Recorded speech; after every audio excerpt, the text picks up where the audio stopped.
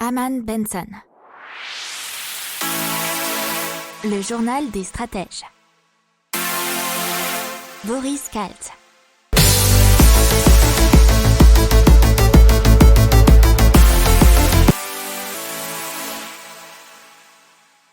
Allez, on parle d'investissement et d'investissement dans des startups qui auraient un glorieux futur. C'est Novable qui s'y colle avec son intelligence artificielle pour analyser et investir.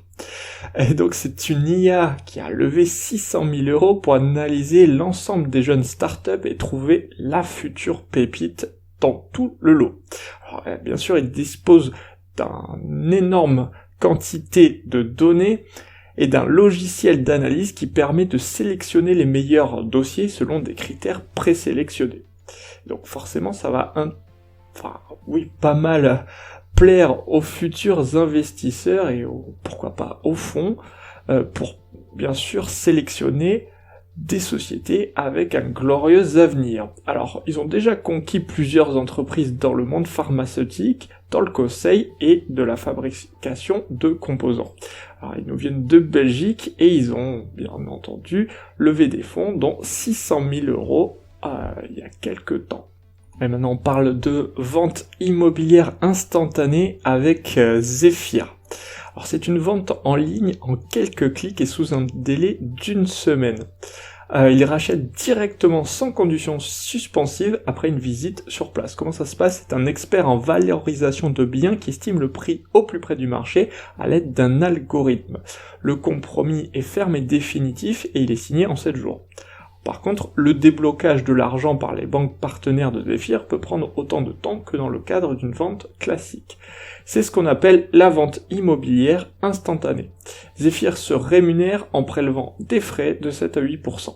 Zephyr n'opère que sur la métropole lilloise pour l'instant, pour des biens n'excédant pas 750 000 €, mais il compte bien entendu se déployer sur le reste du territoire. Et donc on parle de la baisse spectaculaire du prix des véhicules électriques, et cela très très vite. Et c'est un rapport de Bloomberg New Energy Finance qui a été réalisé pour l'ONG Transport et Environnement. Et donc, il nous dit quoi ce rapport ? Il nous dit que les courbes vont se croiser d'ici 5 à 7 ans. Et donc les voitures électriques deviendraient en moyenne moins chères que les modèles essence et diesel équivalents. Alors la chute des prix, c'est environ 50%. Seulement quelques années, elle s'explique par une baisse continue des coûts de production des batteries lithium-ion, mais aussi mise en place de chaînes de production spécialement dédiées à l'électrique et des volumes de production de plus en plus importants. Alors, les véhicules disposant d'une batterie électrique pourraient représenter près de 100% des ventes de véhicules neufs en Europe d'ici 2035. Et on passe à l'Eurostar et c'est plutôt un sale temps pour le train franco-britannique puisqu'après la pandémie et le Brexit, l'Eurostar a perdu 95% de ses revenus depuis mars 2020. Il n'y a plus qu'un aller-retour entre Paris et Londres par jour en ce moment. Le 27 mai, on passera à 2. Avant la crise, c'était 15 allers-retours quotidiens, 12 000 voyageurs par jour contre 500 clients à peine en ce moment. Alors ils ont déjà, pour faire face à tous ces moments difficiles, emprunter 450 millions €, réduit les rémunérations des salariés, placé une partie des employés au chômage partiel et même licencié des directeurs. Ils ont aussi réinjecté de l'argent auprès des actionnaires, c'était l'an dernier près de 200 millions €. Donc pour rappel, la SNCF c'est l'actionnaire majoritaire avec 55% du capital et le reste il est dilué dans un consortium international. N'oubliez pas de vous abonner au podcast, mais pourquoi pas aussi à notre newsletter La Lettre des Stratèges qui est gratuite, vous en trouverez dans les infos de l'émission, mais aussi sur notre site internet Aman Benson Stratégie, rubrique média La Lettre des Stratèges. Allez, on passe à la livraison de médicaments à domicile avec LiveMeds. C'est une super nouvelle app qui a été créée en 2019 et qui a été officiellement lancée au bout d'1 an et demi de développement en décembre 2020. Et ils ont notamment pour ce lancement collaboré avec le Conseil de l'Ordre des pharmaciens. Le principe, est simple, il fonctionne sur le même modèle que les livraisons de repas. Le client enregistre sa carte vitale et sa mutuelle, et il envoie une photo de son ordonnance à la pharmacie de son choix. La livraison à domicile, forcément un coût, c'est 9,60 € pour le client. Mais cela devrait baisser en fonction du développement de la société. Il y a déjà certaines mutuelles et services d'assistance qui remboursent déjà la prestation de livraison. Ils sont présents dans pas mal de régions, Nice, Paris et sa région, le littoral de Menton à Marseille, Lille, Lyon, Bordeaux, Rennes, Reims, Montpellier, Tours, Clermont-Ferrand, et ils continuent à se développer. Ils ont aujourd'hui 10 000 livreurs et 50 000 utilisateurs. C'est déjà 15 salariés, au départ c'est 150 000 € en fonds propres, et ils viennent de signer pour un apport de plus d'1 million d'euros. Alors, à terme, LiveMeds aimerait être reconnu par la sécurité sociale. Et donc l'OCDE, l'Organisation de coopération et de développement économique, a rendu un rapport ce mardi 11 mai. Alors c'est un rapport sur les impôts, sur les successions et les donations qui pourraient jouer un rôle plus important. Il faut savoir que seuls 24 pays sur 37 membres de l'institution lèvent des impôts sur les successions et les donations. Alors, la part des impôts de succession et de donation n'a cessé de baisser depuis les années 70. Par conséquent, l'OCDE a formulé dans son rapport des pistes de réforme à l'adresse des pays membres. Alors, elles sont les suivantes. Taxer les transmissions de patrimoine à l'échelle d'une vie, recourir à un impôt sur le patrimoine avec un barème progressif, rapprocher les taux d'imposition entre parents proches et éloignés, exonérer de droits de succession des petits patrimoines, encourager les donations aux jeunes générations, réduire les montants des abattements si leur durée de rotation est courte, supprimer les avantages de l'assurance vie. Effectivement, puisque l'OCDE n'est guère convaincue par le traitement fiscal préférentiel accordé aux contrats d'assurance vie qui bénéficient davantage aux ménages aisés selon eux. Et pour terminer, ils veulent améliorer l'information du grand public sur ces impôts. Allez, maintenant, on parle de Global, qui est une entreprise française spécialiste du travail à distance, notamment avec les open space virtuels, formation à distance, gestion de projets, travaux de groupe, séminaires, etc. Là, il propose une solution digitale pour visualiser un groupe de personnes, simuler et encourager des interactions humaines au plus proche du réel. C'est un système de table virtuelle où les utilisateurs peuvent collaborer, produire ensemble, échanger, et ce, quel que soit leur endroit où ils se trouvent. Ils peuvent se balader dans l'espace comme on le ferait au bureau avec un package d'outils utilisables comme Google Drive, Draft, Trello pour travailler en collaboration, et donc cela favorise le travail collaboratif. C'est 100% sécurisé et la plateforme offre aussi un URL unique. Alors ces fonctionnalités uniques et brevetées ont été développées pour reproduire virtuellement les repères et habitudes de la vie réelle. Ils sont basés à Lyon, ils ont 20 salariés et ils ont multiplié par 7 leur chiffre d'affaires en 2020. Passe à Kianos et ses microalgues qui vient de réaliser une levée de fonds de 2,6 millions d'euros pour développer des compléments alimentaires qui améliorent les capacités physiques et cognitives et mieux gérer son stress et sa concentration. Alors, Kianos Technologies a été fondée en 2016 à Toulouse, et donc ils souhaitent cultiver leurs microalgues à grande échelle dans des bassins artificiels. On les connaît déjà puisqu'ils ont fait un arbre à algues à Toulouse qui est capable de lutter contre la pollution urbaine. Alors ce prototype a été installé sur les remblages Jean Jaurès, c'est pas loin du Capitole, depuis septembre 2020. Et qu'est-ce qu'elles font ces algues? Elles absorbent les polluants présents dans l'atmosphère et rejettent un air épuré. Allez, on parle MedTech avec MexBrain, qui fait une dialyse pour extraire l'excès de métaux. Alors MexBrain, ils sont issus de l'université Lyon 1 et de l'institut Lumière Matière. Ils ont été créés fin 2007 avec plusieurs objectifs, et leurs objectifs initiaux c'était lancer un essai clinique de leur technologie d'extraction du cuivre dans le sang des patients critiques atteints de la maladie de Wilson, mais aussi commencer à obtenir des preuves précliniques dans d'autres pathologies caractérisées aussi par des taux de métaux libres toxiques en excès dans l'organisme. Alors, dans le futur et après leur développement, et puisqu'ils viennent de lever 5,75 millions d'euros dans des fonds opérés par BPI France, Creaxi et Arbevel Life Science, eh bien, pour se développer donc, ils visent aussi des pathologies beaucoup plus répandues comme la septicémie, l'hémochromatose, l'endométriose, la cystite, mais aussi les atteintes rénales. Et on parle maintenant d'une application qui filtre et trie les notifications et ça s'appelle Knock-in. C'est un assistant de communication pour Android dont le but est donc de filtrer les alertes. Alors ça a été mis au point dans le technopole de Sophia Antipolis et a été téléchargé déjà près de 30 000 fois dans le monde entier. Alors ils souhaitent proposer une version améliorée avec davantage de fonctionnalités dès le mois de septembre et l'élargir à iOS, donc pour iPhone, iPad, etc. L'application est déjà téléchargeable dans le monde entier et dans 10 langues.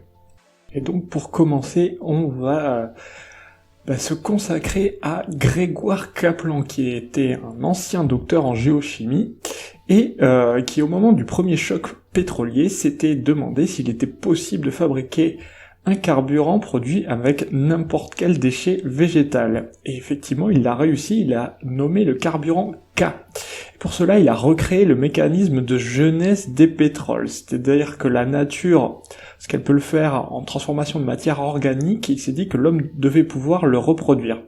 Et effectivement, il parvient à transformer les celluloses de végétaux en sucre par hydrolyse, puis en acide gras par fermentation bactérienne.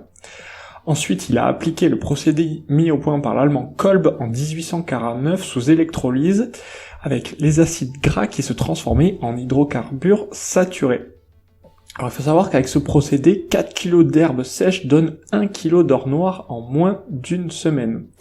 Alors effectivement, ils ont fait des études pour la faisabilité et surtout la commercialisation possible d'un tel carburant, et des études menées par un consortium de laboratoires cofinancés par l'Union Européenne à hauteur de 9 millions de francs ont également montré que le process pouvait être industrialisé et que le produit était même plus stable que l'essence issue de l'énergie fossile. Et ça selon Grégoire Kaplan. Et ça c'était en 1973 où l'homme a déposé un brevet pour cette invention. Alors, apparemment, les banques étaient prêtes à suivre, un groupe allemand s'était même engagé à acheter le carburant produit, mais ils n'ont jamais trouvé d'investisseurs pour industrialiser le procédé. En 2002, une nouvelle étude avait montré que le coût de production de cette essence végétale était identique à celui de l'essence fossile. N'oubliez pas de vous abonner au podcast, mais pourquoi pas aussi à notre newsletter La Lettre des Stratèges qui est gratuite, vous en trouverez dans les infos de l'émission, mais aussi sur notre site internet Aman & Benson Stratégie, rubrique média La Lettre des Stratèges. On continue dans ce procédé de transformation des végétaux en carburant avec, on a vu en 2017 Sogreen, qui étaient des Belges qui produisaient ce qu'ils disaient de la grassoline en anglais, vous comprendrez le jeu de mots, ou de l'herburant en français. Un biocarburant produit en accéléré grâce à l'injection de bactéries dans l'herbe. Alors, ça vient de l'idée de Gallois qui avait en effet lancé le projet Crassohol en 2009 à partir d'une plante fourragère extrêmement répandue au Royaume-Uni. Un seul hectare pouvait produire jusqu'à 4500 litres d'éthanol. Alors, la production a été accélérée grâce aux Belges, cependant, il faut bien noter que le procédé reste toutefois polluant. Alors, il est obtenu après introduction d'une bactérie, le Clostridium, et la transformation des sucres présents dans l'herbe en acide lactique, lui-même converti en décane. Alors maintenant, on passe à Global Bioénergie, qui avait déjà inventé un biocarburant à partir de déchets végétaux à partir de 2016. Et effectivement, puisqu'il récupérait les végétaux et autres résidus agricoles ou forestiers, principalement de la paille de blé, pour produire des hydrocarbures liquides à partir de la fermentation de biomasse. Alors ces ressources non alimentaires ont donné naissance à l'isobutène, un gaz qui est indispensable pour fabriquer du caoutchouc, plastique, des peintures ou du plexiglas, kérosène et carburant. Alors, pour produire de l'isobutène, des bactéries génétiquement modifiées et plongées dans une cuve de 500 litres ont transformé les sucres, glucose et saccharose contenus dans les végétaux. La fermentation génère ensuite un gaz qui contient cet isobutène. Alors, contrairement à d'autres solutions alternatives comme le bioéthanol, il n'est pas nécessaire de modifier ou de limiter son pourcentage pour que cet isobutène circule dans les injecteurs d'un moteur. Et on va voir dans une autre partie que Global Bioénergie s'est ensuite penché plutôt vers les réacteurs d'avion. Effectivement, ça a été vu fin 2020, puisque l'entreprise Global Bioénergie continue de développer l'isobutène à partir de matières premières végétales, et notamment en utilisant des sucres de bois et de résidus pétraviers. Alors, dans le cadre de la procédure de certification de l'ASTM, qui est une agence de certification internationale faisant référence pour l'aéronautique, Global Bioénergie a présenté ces derniers mois des résultats des analyses physico-chimiques de ses premiers lots aux constructeurs et motoristes. Apparemment, les réponses et les retours ont été plutôt bons, puisque les opérateurs aéronautiques les ont encouragés à confirmer la répétabilité des résultats et à réaliser une liste réduite de tests fonctionnels de carburéacteurs contenant 10% ou 50% de leurs composés d'origine renouvelable. Donc ce sont des retours assez prometteurs et surtout pour l'utilisation de ces biocarburants dans l'industrie aéronautique.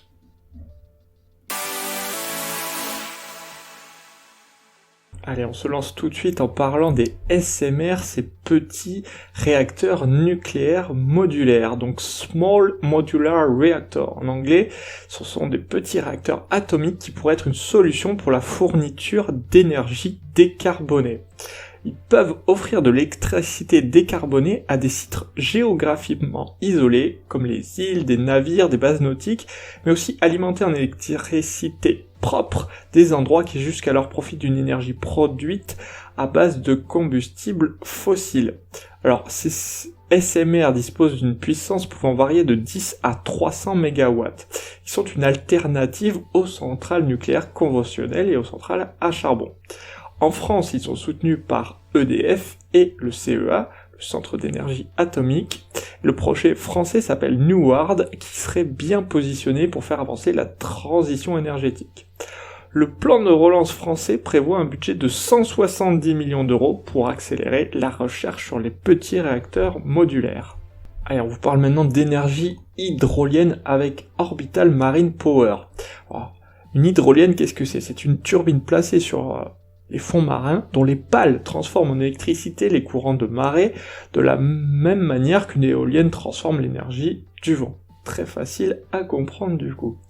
Alors, on parle surtout des Écossais d'Orbital Marine Power, qui ont déjà été connus en 2017 pour avoir lancé un premier prototype qui s'appelait SR2000. Il s'agissait déjà de la turbine sous-marine la plus puissante du monde.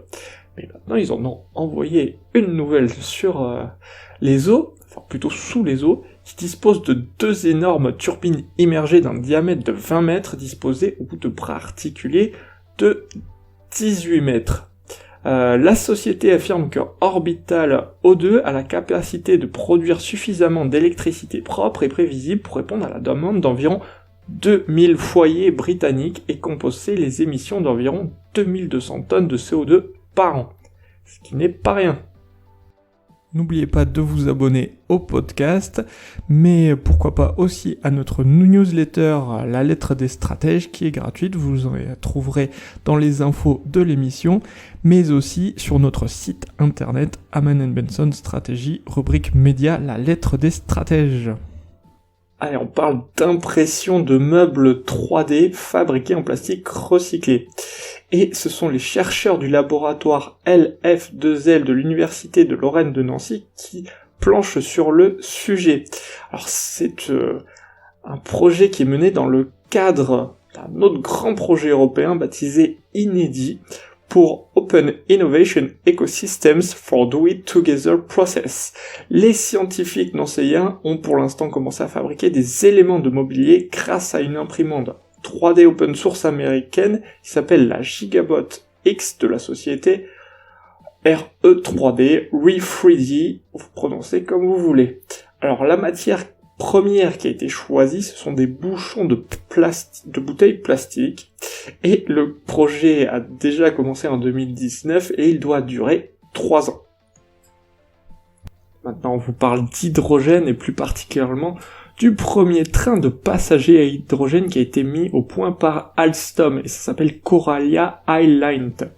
C'est donc un train qui a pour but de favoriser la mobilité sur rail propre. Donc c'est un train régional de passagers qui est le premier au monde à être alimenté par hydrogène via une pile qui le transforme en électricité et en vapeur d'eau. Alors il est déjà en service en Allemagne depuis 2018, mais il devrait avoir sa déclinaison française à partir de 2023 avec de premiers tests d'un train bimode hydrogène et électrique. Alors le train devrait être entré en service définitivement dans l'Hexagone en 2025. Alstom a déjà reçu une commande de 12 de ces trains pour la France et estime qu'à terme, un tiers et la moitié des 1200 trains régionaux électriques diesel du parc français pourront être remplacés par le modèle bimode.